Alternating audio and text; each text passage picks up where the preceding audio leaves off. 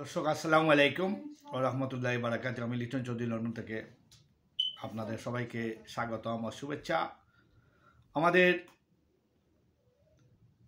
বাংলাদেশ সরকারের প্রধান উপদেষ্টা জনাব ডক্টর ইউনূস তিনি রাজার আমন্ত্রণে বর্তমানে ব্রিটেন সফরে 7 দিনের সফরে তিনি আছেন। আজকে তিনি রাজার ব্রিটেনের যে মর্যাদাপূর্ণ কিংস অ্যাওয়ার্ড, যেটা হারমানি অ্যাওয়ার্ড বলা হয়, এই অ্যাওয়ার্ডটুকু আজকে ব্রিটেনের রাজা চার্লসের হাত থেকে তিনি অ্যাওয়ার্ড উপহার পেলেন। যে অ্যাওয়ার্ডটুকু আমরা বাংলাদেশের,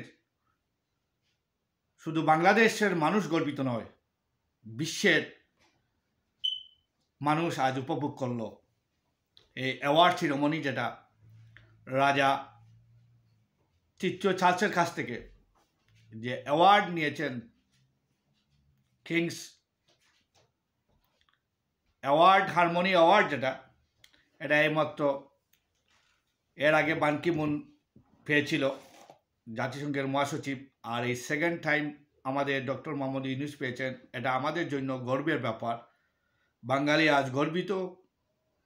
ডক্টর মোহাম্মদ ইউনূসের মতো একজন ব্যক্তি পেয়ে আমরা সত্যি গর্ববোধ করি, আমরা প্রাউড ফিল করি।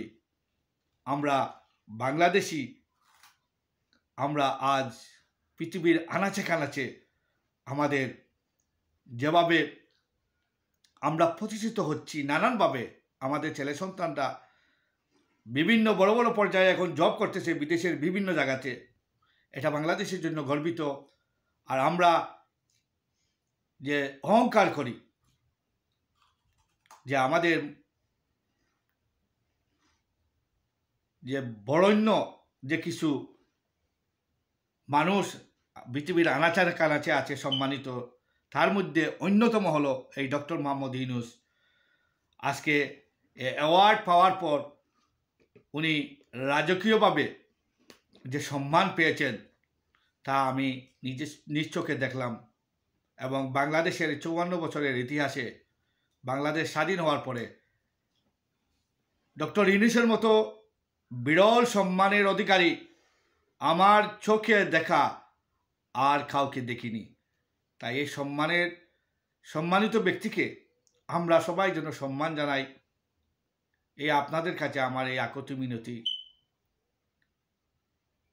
ওনাকে যেন আমরা সঠিক সম্মান দেই, আমরা যেন ওনাকে চিনি, আমাদের দেশের মানুষ ওনাকে চিনেছে, রাজনীতিবিদরা যেন ওনাকে ভালো করে চিনুক, সেটা নিয়ে আমার আজকের কথা। আজকের মতো এখানে বিদায়, আবারও দেখা হবে। আসসালামু আলাইকুম ওয়া রাহমাতুল্লাহি ওয়া বারাকাতুহু।